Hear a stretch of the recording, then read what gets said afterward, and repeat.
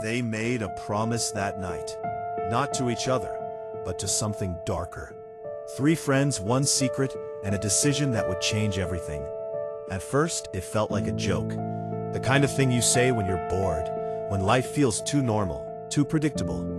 But by sunrise, one of them would be gone, and the truth would take years to fully uncover. This is a true story. Before we go any further, if you enjoy real stories like this, don't forget to like this video, subscribe, and turn on notifications, because the next story might be even darker. In 2012, in a quiet town in West Virginia, three teenage girls were known as inseparable. They laughed together, went out together, shared secrets, and trusted each other completely. Their names were Skylar Neese, Sheila Eddy, and Rachel Schoaf. From the outside, they were just normal friends, but behind that friendship, something had already started to break. Tensions had been growing for months. Small arguments, jealousy, subtle distance.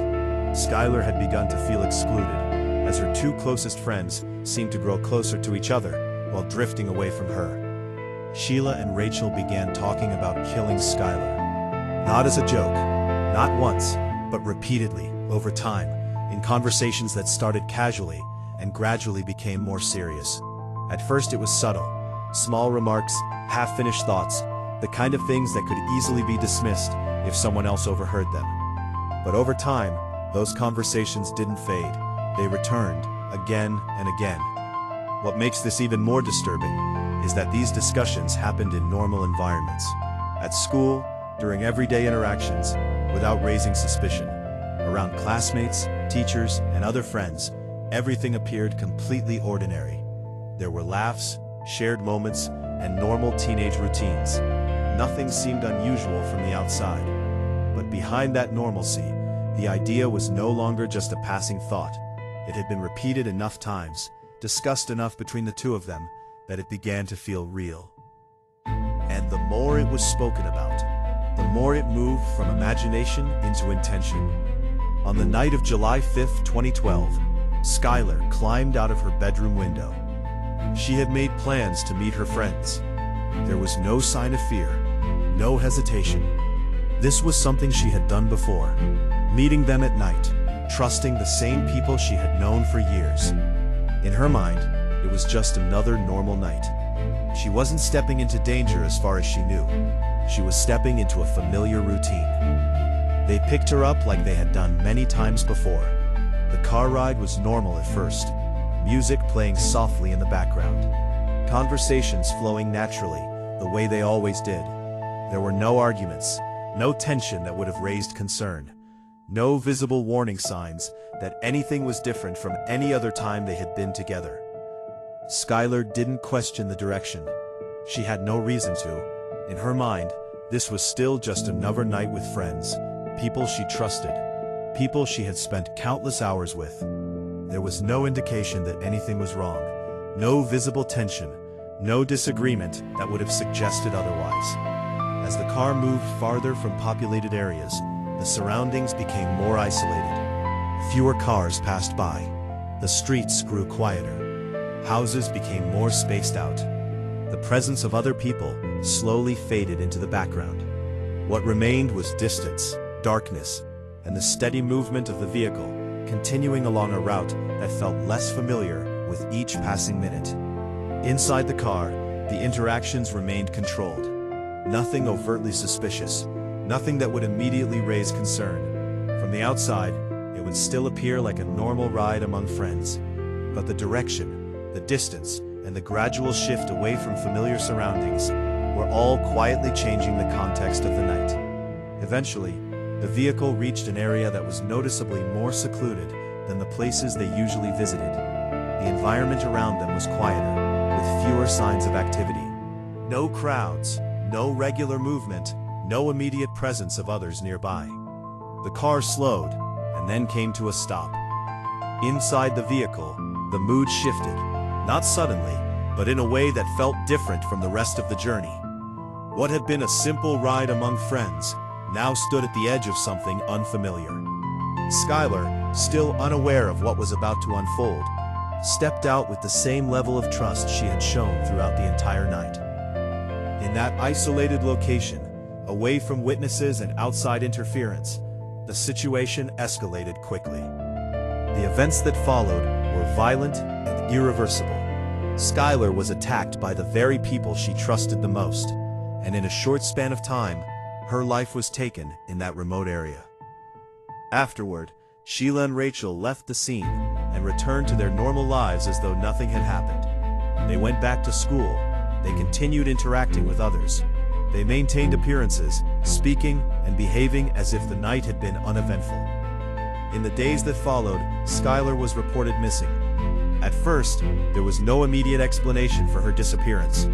Authorities considered the possibility that she had run away, as there were no obvious signs pointing directly to foul play in the early stages. But as investigators began to look deeper, things started to feel off.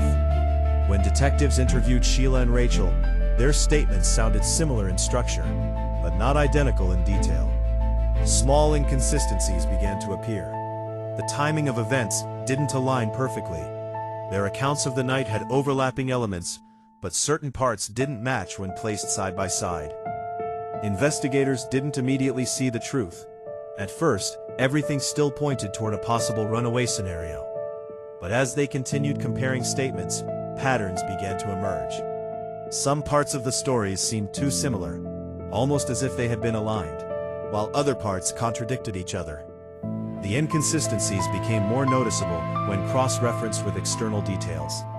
Witness accounts and early observations from the neighborhood didn't fully match the timelines provided by the girls.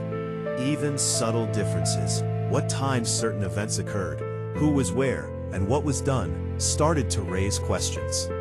Then surveillance footage and additional records were reviewed. These helped reconstruct parts of the timeline, and what they revealed did not fully support the version of events that had been given. Movements, timing, and sequences of actions began to conflict with the statements. Investigators revisited the interviews with more focused questions. The pressure wasn't aggressive, but it was persistent. Each follow-up question aimed to clarify details that were now appearing inconsistent. As the evidence accumulated, the gaps in the narrative became harder to ignore. And slowly, the direction of the investigation began to change. What had started as a missing persons case was now leaning towards something far more serious. The growing inconsistencies, combined with the evidence being uncovered, suggested that the situation was not accidental. As the investigation continued, one of the individuals involved began to struggle with maintaining the original account. The weight of the inconsistencies, the mounting evidence, and the continued questioning made it increasingly difficult to keep the same story intact. Eventually, the truth began to surface, not all at once, but gradually.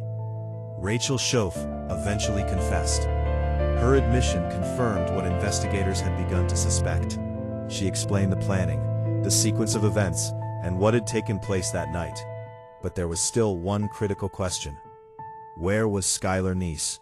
That answer had been missing for months. Then Rachel revealed it. She told investigators that after the attack, they had left Skylar's body in a remote wooded area in Pennsylvania, far from where she was last seen.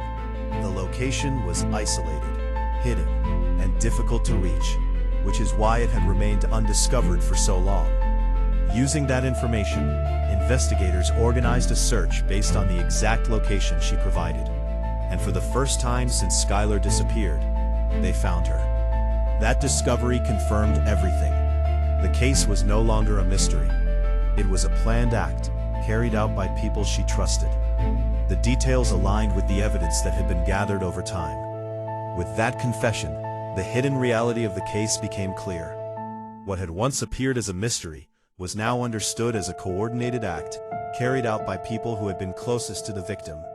Sheila Eddy and Rachel Schoaf had planned and carried out the murder of their own friend. Rachel was later sentenced to prison, and Sheila received a life sentence.